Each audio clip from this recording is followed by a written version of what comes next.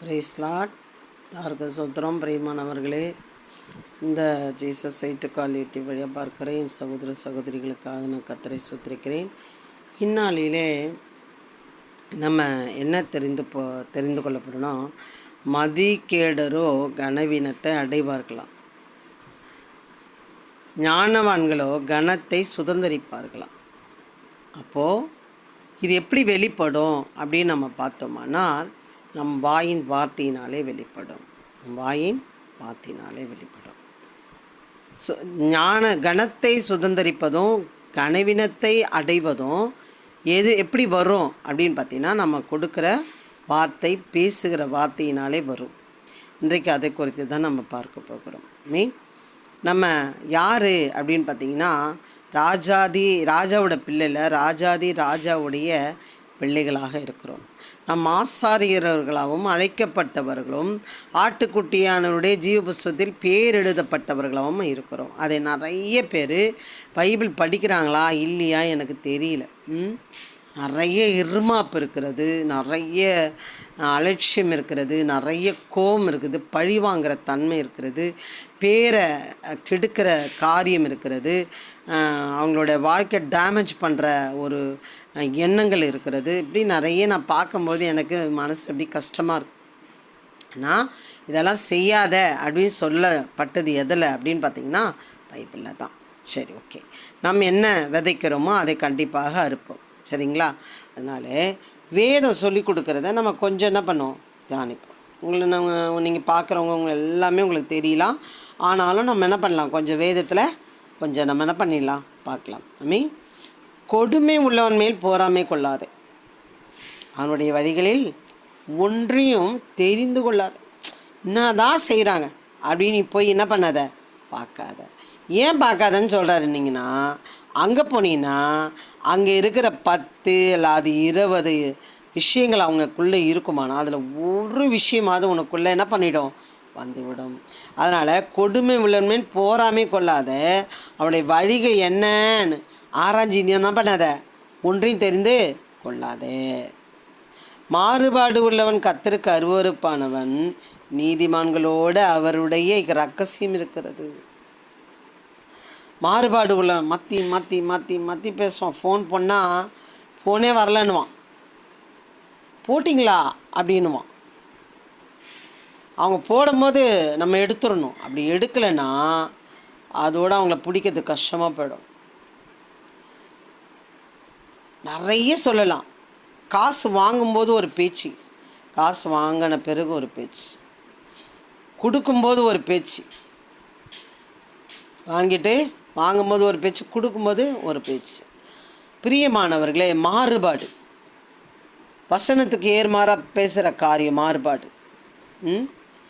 இன்றைக்கி இங்கே நம்மக்கிட்ட 1000 பேசுவாங்க, அதில் நம்ம ஒன்று பேசுவோம். அந்த ஒன்றை கொண்டு போய் என்ன பண்ணுவாங்க, வேறு இடத்துல சொல்லுவாங்க. அங்கே சண்டை வரும் தெரியும், அங்கே பிரச்சனை வரும் தெரியும், அங்கே அதுக்கப்புறம் என்ன நடக்கணும் தெரியும். ஆனாலும் அவங்க சொல்கிறாங்கன்னா அவங்க யார் அப்படின்னா மாறுபாடு உள்ளவர்கள். இப்படி இந்த மாறுபாடு உள்ளவனோட நம்ம என்ன பண்ணிடக்கூடாது, கர்த்தருக்கு அருவருப்பானவனா. அப்போ கர்த்தருக்கே அருவருப்பானவனா இருப்பானா நம்ம எப்படி இருக்க வேண்டும் என்று நம்ம கவனிக்க வேண்டும். நீதிமான்களோட அவருடைய ரகசியம் இருக்கிறது. நீதிமான்கள் இன்றைக்கி நிறைய பேர் இருக்காங்க, அமைதியாக இருப்பாங்க, சத்தமில்லாமல் இருப்பாங்க, ஆட மாட்டாங்க, மார்த்தட்டிக்க மாட்டாங்க, அமைதியாக இருப்பாங்க. அமைதியாக இருந்து என்ன பண்ணுவாங்கன்னா வேலை பார்ப்பாங்க. மேலே போகிற ஃப்ளைட்டு சத்தமே கேட்காது, துளி கூட சத்தம் கேட்காது. அது இறங்கும் போது தான் என்ன பண்ணும், சத்தம் கேட்கும். ஆனால் அது எவ்வளோ உயரத்தில் போ அது எவ்வளோ உயரமாக போதோ அவ்வளோ உயரமாக சத்தமே இருக்காது. நீதிமான்கள் அதே போல் இருப்பார்கள். பிரியமானவர்களே, இந்த நிறைகுடம் தழும்பாது, ஃபுல்லாக இருக்காது. குறைகுடம் தான் என்ன பண்ணும், தழும்பும். மனுஷால எடுத்தறிந்து பேசும். நாங்கள் ஒரு கடைக்கு போயிருந்தோம், செப்பல் கடைக்கு போயிருந்தோம். அங்கே ஒரு பெரியவர் இருந்தார், அவர் பார்க்கறதுக்கு எங்கள் அப்பா அம்மா இருந்தார். அவ்வளோ ஒரு பணிவு. 80 வயசுக்கு மேலே இருக்குங்க, 80 வயசுக்கு மேலே இருக்கும். எனக்கு அவரை பார்த்ததும் எனக்கு வயசு கிடையாது. ஆனால் என்னால் சொல்லாமல் இருக்க முடியல. அவர் அவ்வளோ தாழ்மையாக, அவ்வளோ ஒரு ஏழை மனிதன், ஏழை மனிதன், வயதானவர். எனக்கு பார்த்தோன்னே எனக்கு ரொம்ப ஆசையாக இருந்துச்சு. நீங்கள் ரொம்ப தாழ்மையாக இருக்கீங்க, நீங்கள் நல்லா இருப்பீங்க, ஆசீர்வாதமாக இருப்பீங்க அப்படின்னு சொன்ன உடனே அவருக்கு என்ன ஆயிடுச்சுன்னா ஒரே சந்தோஷம். சந்தோஷம் வந்தோடனே என்ன பண்ணிட்டாரு, மா முதல்ல மனுஷனை மதிக்கணுமா அப்படின்னாரு. மனுஷனை மதிக்கணும், எதிர இருக்கிற மனுஷனை மதிக்கணும். ஒரு மனுஷனை மதிக்கலைன்னு என்னம்மா அப்படின்னாரு. பிரியமானவர்களே, அவர் ஒரு இந்து ஃபேமிலியில் இருக்கிற ஒரு மனுஷனாக காணப்பட்டார். அவருக்கு இருக்கிற அறிவு கூட இன்றைக்கி திருவந்து வாங்குகிற, பைபிள் படிக்கிற, வசனத்தை கேட்குற, வாரம் வாரம் வாரம் வாரம் வசனத்தை கேட்குற. நேற்று தினத்தில் ஒரு வீடியோ போட்டேன். பரிசுத்தமாகும்படி நீ என்ன பண்ணணும், பரிசுத்த ஓய்வு நாளை நினைவு பண்ணணும், ஆசரிக்க வேண்டும் என்று பைபிள் சொல்கிறது. அப்படி நீ வரும்பொழுது உனக்கு என்ன பண்ணுவேன், நித்திய நாமத்தை உனக்கு தருவேன் ஏசாயாவிலே சொல்லுகிறார். அது எப்படி எழுதி கொடுத்தாரு என்று பார்ப்போமானால், அவர் கையினாலே அந்த பலகை அந்த பலகை என்ன பண்ணார், கையினாலே இழைத்து அதில் அவர் கையினாலே எழுதி கொடுத்த கட்டளைங்க. நம்ம இருந்து கேட்டுட்டு வரான் 40 நாள்.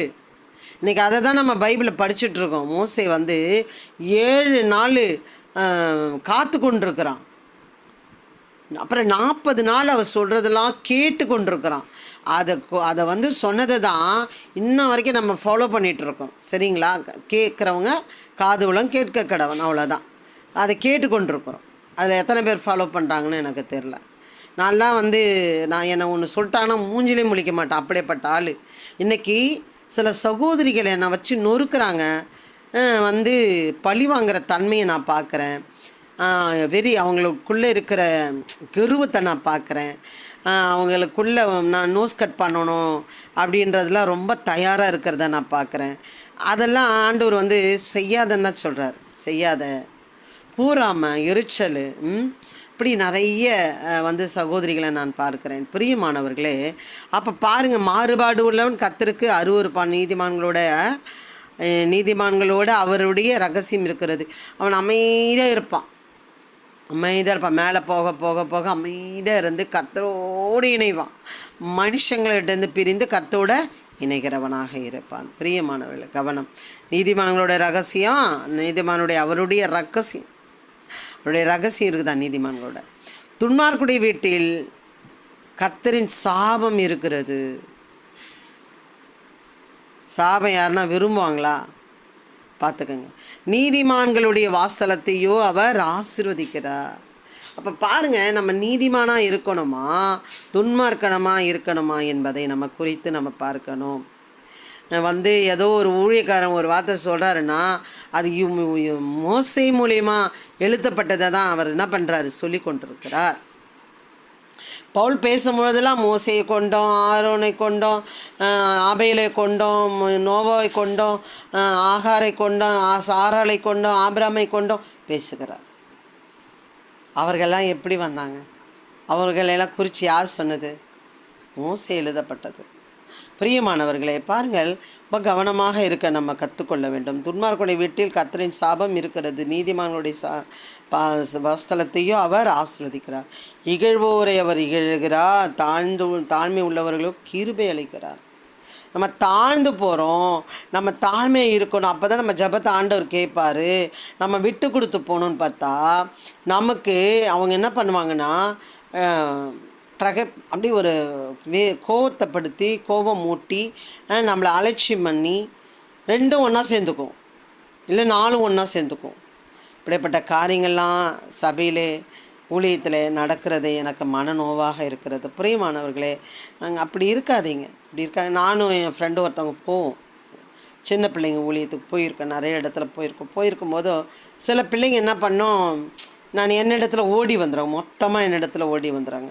வரும்போது அப்படி வரக்கூடாது. அவங்க உட்காந்துருக்காங்க, உங்களுக்கு தனியாக உங்களுக்குன்னு உட்காந்துருக்காங்க, அவங்கள விட்டு என்ன பண்ணிடக்கூடாது, வரக்கூடாது, அங்கே போங்க அப்படின்னு சொல்லி நியமித்த பிள்ளைகளை நான் அனுப்பிவிடுவேன். ஆனால் இன்றைக்கு அந்த ஒரு மனத்தாண்மை இல்லாமல் இருக்கிறவர்களே நான் பார்க்குறேன். நிறைய இந்த கிளாஸில் பார்க்குறேன், இந்த சண்டே கிளாஸில் பார்க்குறேன். ஆமாம், பிள்ளைகளை இப்படி ஒரு அனாதியாக விடப்பட்ட இப்போ நம்ம ஊழியம் செய்கிறோன்னா 3 பேர் 4 பேர் 5 பேர் 10 பேருன்னா ஒருத்தர் தனிமைக்கப்பட்டிருக்காங்கன்னா அவங்கள கவனிக்கணும், என்னன்னு கவனிக்கணும். அதான் சகோதரத்துவம்.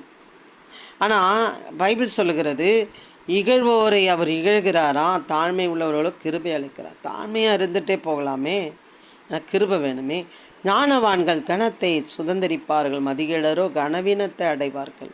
அவங்க மதிகேடர் கனவீனத்தை அடைய அடைய அடைய மதிகேடு அதிகமாகி கொண்டே இருக்கிறது. பிரியமானவர்கள், ஞானவான்கள் கனத்தை அடைய அடைய அடைய மதிகேடருக்கு எப்படி இருக்குதுன்னா, கனவீனப்படுத்தணும்னு நினைக்கிறாங்க. கனவீனப்படுகிறதுனாலே அவங்க மதிகேடான காரியங்களை செய்து கொண்டு இருக்கிறார்கள்.